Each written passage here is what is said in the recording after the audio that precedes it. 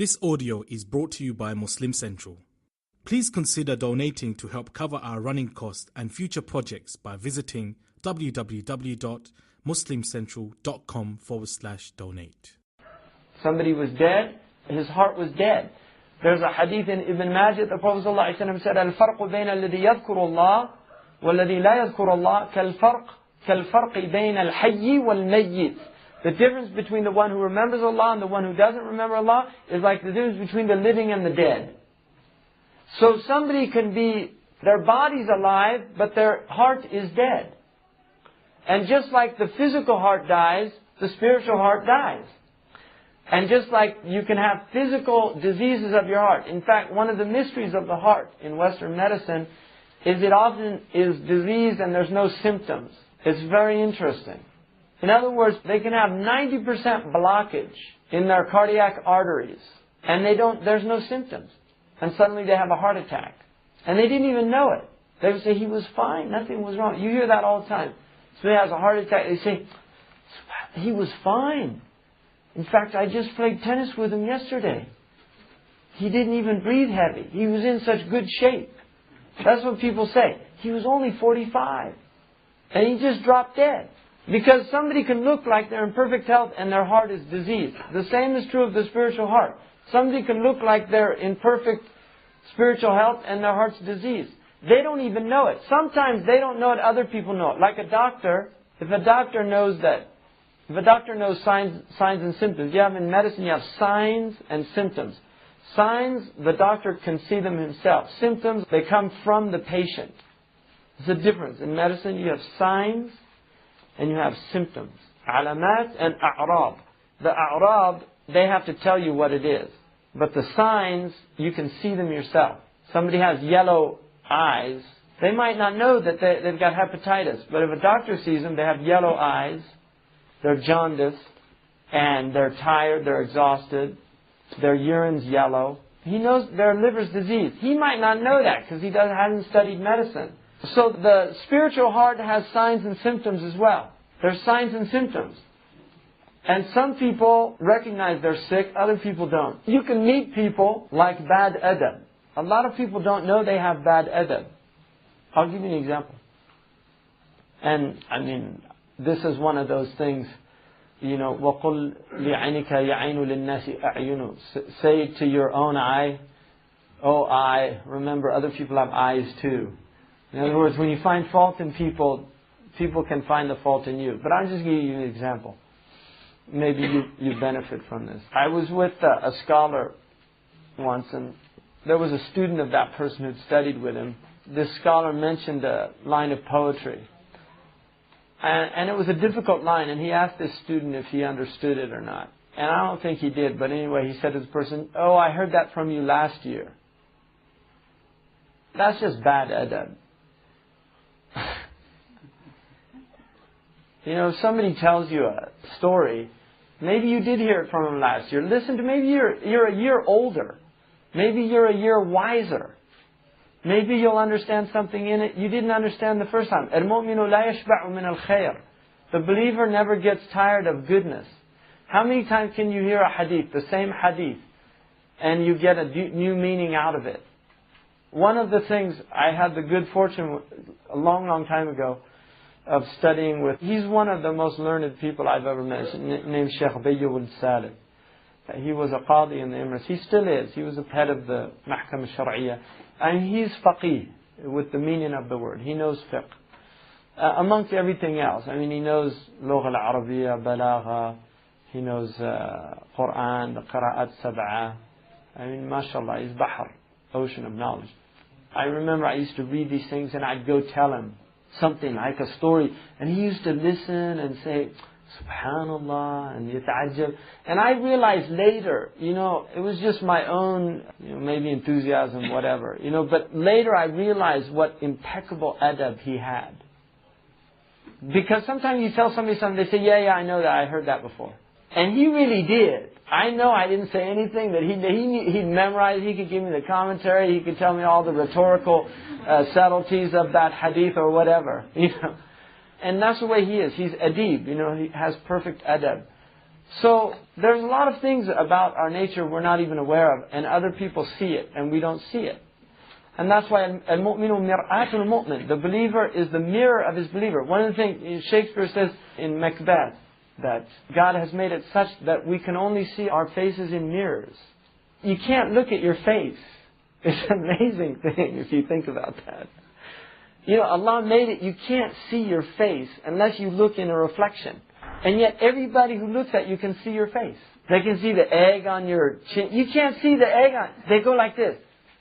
Right? That's what people do. If you're talking and some thing, they'll go like this. Because you can't see it. Everybody else can see it. And you can't see it. And that's what the believer is. He's a reflection of his brother. In other words, you see your faults in him. You see your faults in him. That's a gift of a mu'min. And one of the things about the mutakabbir is that they have too much pride. So they get angry. They get angry. And there's other people. Imam Shafi'i, somebody asked him, radiallahu anhu, how he had such impeccable character. He said, I always listened to my detractors. And I took to heart what they said. And then I worked to remove their criticisms. And another one said, somebody asked him, how did you learn everything you know? He said, I took every person I ever met as a teacher. Either he was better than me and I learned things to improve myself, or he was worse than me and I learned things to avoid. So everybody can teach you something. The rude person, you remember, when somebody's being rude to you, you have to remember, what you're feeling is how other people feel when you're rude to them. So that's the gift of becoming aware that the heart needs help, is that you can improve, you can get better. And we have to, we should get better. I mean, we owe it to this ummah to become awliya. I mean, the Buddhists have a really interesting thing. They have these vows, and these monks have to say them every single day. They're really interesting. They have these 4 vows. They vow to overcome themselves every single day. They say, today I vow to overcome myself. And it's an interesting thing if you think about that, that you make a conscious vow. Today I'm going to do it. I'm going to overcome myself. And then they have a vow to give up desire every day. Today I'm going to give up wanting dunya. And then they have a vow to master the sacred law. Because they have a law, their books they study. But they make a vow every day to master the sacred law before they die. And then the 4th one is they vow to help other creatures. And we have similar thing, the idea of another. But I just thought that was interesting, that idea that every day you recommit to this work. This is the real work. I mean, once you realize that the only thing benefits you on Yawm al-Qiyamah is a sound heart, then we should get to work on the heart. Because أَلَا وَإِنَّ فِي الْجَسَدِ مُضْغَةً إِذَا صَلَحَتْ صَلَحَ الْجَسَدُ كُلُّهُ وَإِذَا فَسَدَتْ فَسَدَ الْجَسَدُ كُلُّهُ. It's a hadith muttafaq alayh. There's in the breast a lump of flesh. If it's sound, the whole body's sound. And if it's corrupt, the whole body's corrupt. Isn't it the heart? If you look at the world today, every single thing you see out there that's wrong with the world emanates from a human heart. Every war that's ever been fought, every act of cruelty that's ever been perpetrated, every act of injustice, every foul act, every theft, every act of backbiting, every act of namima, every dissembling act, every act of hypocrisy, it all emanated from a human heart. And had that heart been sound, that act wouldn't have manifested. The only way that corruption can come into the world is that it emanates from corrupt hearts. If the heart is pure, the actions of that person are pure. And if the heart's corrupt, the actions are corrupt. So if you want to rectify the world, you have to rectify human hearts. Because that's what's destroying the world. It's not, people say pollution. The problem is not pollution. Pollution is a symptom. People say, look at all this waste. It's a symptom. All of that's a symptom. Look at all these wars. Why are people fighting? Those are all symptoms. And if you work on the symptoms without going to the root causes, then you're just wasting your time. If a person suffering from malaria goes to a physician, the physician cannot treat him until he moves out of the malarial swamp. Because he's just going to get reinfected. You have to change the conditions that are causing the disease. And the conditions in the world, all the corruption in the world, it's all being caused by unsound hearts. And so that's where you have to begin. And that's why the Prophet ﷺ said, إِنَّمَا بُعِثْتُ لِأُتَمِّمَ مَكَارِمَ الْأَخْلَاقِ. I was sent to perfect character. Where does character emanate from? Sound hearts. Sound hearts. إِنَّمَا بُعِثْتُ لِأُتَمِّمَ مَكَارِمَ الْأَخْلَاقِ. I was only sent to perfect noble character. Why was his heart washed 3 times? It was taken out of his breast. This heart surgery was performed on the Messenger of Allah ﷺ with light. Angels are beings of light. They cut open his breast. Now they have laser. Laser is just light. Light is sterile. Light is not contaminated. So angels opened up his breast.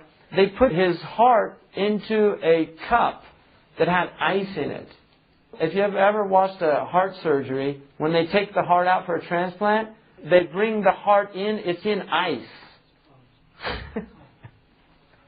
That's what they do in a heart surgery. That's in the seerah. It's in the hadith. They put it in a bowl of ice. That's what you have to do because it slows down the metabolism of the cells so that the heart doesn't die. And then they poured over it Zamzam. Now, the other thing that they do, they bring in this, there'll be a guy with a pitcher and they're pouring on it what's called cryonic fluid. And it's fluid that has electrolytes in it, potassium and natrium muriaticum.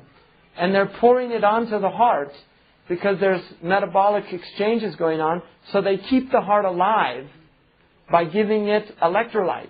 And one of the interesting things about Zamzam water is it's got high potassium and high sodium content.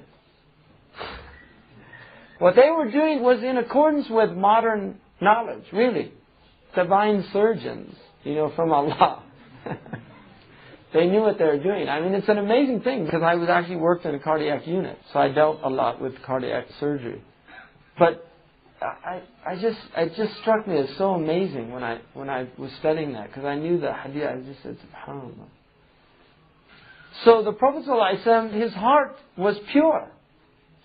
And that's why the people around him, their hearts were purified by being in his company. Because that's what happened. If you keep company of good people, you become like good people. You keep company of bad people, you become like bad people. One of the things about recidivism in prison, you get people that become Muslim in prison or they become Christian, whatever. They go back, and one of the horrible things, look at this, in parole, I don't know about this country, but in America, in the parole system, in America, the prisoner has to go back to the place where he was arrested. It's total madness. I mean, they put him right back in the environment that destroyed him in the first place. So it's like sending somebody who had malaria, now he's been treated, you send him back to the swamp. That's what they do. It's a horrible thing. These people, they really try to get better. A lot of them actually really try to get better. And then they go back, all their friends are there who haven't changed. Here's somebody, he's really changed. He's become Muslim, he's praying, he's fasting. He's got some spiritual strength. Suddenly he finds himself back in the same place. And all his old buddies come. And he feels strong. And this is one of the things Sidi Ahmed Zarruq reminds us. He said, never trust the nafs. If you've fallen into disobedience in a place, never feel strong about going back to it. Because he said, that's how ma'asiyah reoccurs. Is you get weak. You go back and you say, no, I'm not going to do it this time. You go back and you do it again. So this is what these people do. They go back to these places, and then the people say, oh, just come down and, oh, no, I'm not doing crack anymore. I gave that up. Yeah, that's okay. You don't have to do anything. Come on, just come down, see, Joey's down there, and just come down and see, we'll hang out, man. Don't worry about it. And he's, well, all right, I don't want to, because he's his friends and this and that. And he goes down, suddenly they're all firing up the crack cocaine, and they're also, oh man, I feel this is really good. Come on, man, just take one hit. What's it going to do? This is how it happens. This is being repeated right now. There's people right now. I guarantee you, the cycle starts over again. Okay? And this is a human being. That's why you have to be in company. There was this interview of this monk I saw, and the monk said they get up every morning at 3 o'clock and start there chanting. And this guy said, isn't that difficult? He said, you know what? If I had to do it on my own, I'd never be able to do it. But there's 100 monks here. Everybody gets up. He said, it's really easy. It's the same here. Everybody's here. It's easy to go pray in the jama'ah because everybody's going to the jama'ah. But then when you go back to these places, I feel a little tired. That's what happens. But here, everybody go. It's the strength of jama'ah. Inna Allah ma'al jama'ah. Allah is with the jama'ah. And that's what we've lost. We've lost jama'ah. When Sheikh Khatri came from Mauritania to America, he said that he noticed nobody smiled. Because one of the things about Mauritania, right, Sidi Ibrahim knows this, you go out in the desert, they're all smiling, right? People smile all the time. Because smiling is actually part of fitrah.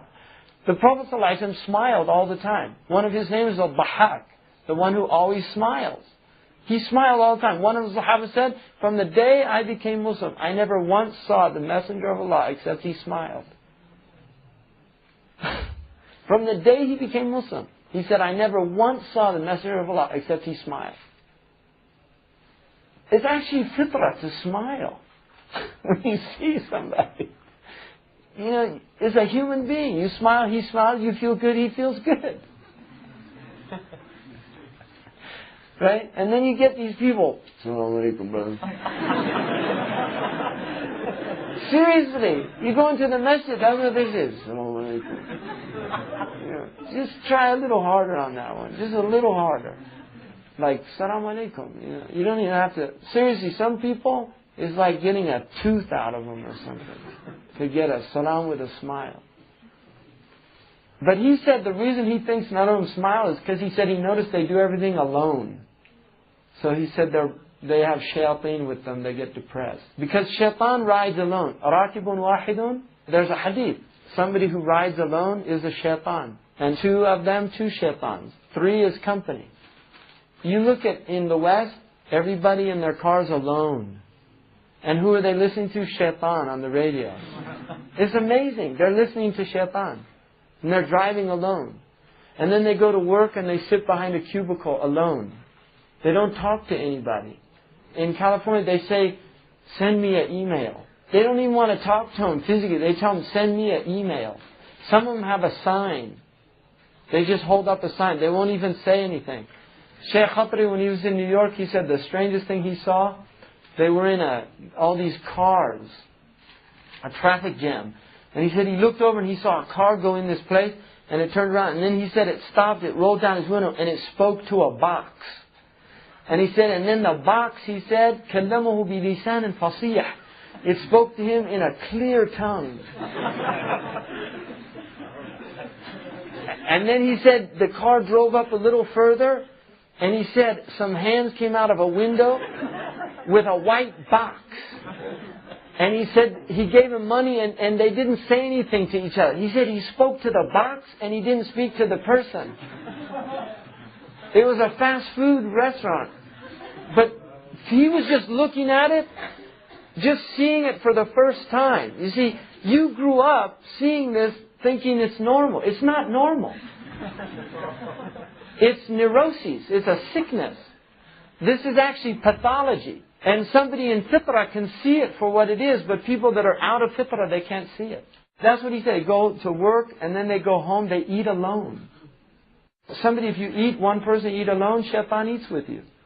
And shaitan just gets stronger and stronger. That's the thing about shaitan. People don't realize this. Shaitan gets strong with heedlessness. He gets weak with dhikr. The more ghafla, he gets strong physically because he's eating. If you don't do dhikr when you eat, like say Bismillah, he eats with you. And he gets fat. He has energy because he's got caloric strength. But if you say Bismillah, he can't eat. He starts getting weak and withers away. if you say Bismillah when you go into your house, he can't sleep with you. And that's the two shaitans, a hadith, sound hadith. They met, one was weak, the other was strong. He said, what's the matter with you? He said, I have a horrible assignment. Every time he eats, he says Bismillah. When he sleeps, he says Bismillah. When he goes to his wife, he says Bismillah. I'm not getting any strength. He said, oh, I've got a good one. He never says Bismillah. And I eat as all I want. When he goes home, I have a nice bed to sleep in. So now look at the whole world. I mean, Christians, they used to say, bless us, Lord, for these gifts which we're about to receive. They used to say that. And inshallah, it benefited them. They don't say that now. It's just gobble it down. And so the shayateen are getting bigger and bigger. And now they can just say they're shayateen. They actually can say it now. They come out, really, they come out literally and say it. Like rock bands, they say that we're Satan. I mean, they literally announce it. I saw this guy, he had a thing. I worship Satan. Literally on his t-shirt. Spiked hair and everything. It said on his t-shirt, I worship Satan. And this is happening in Christian lands. They used to be anyway.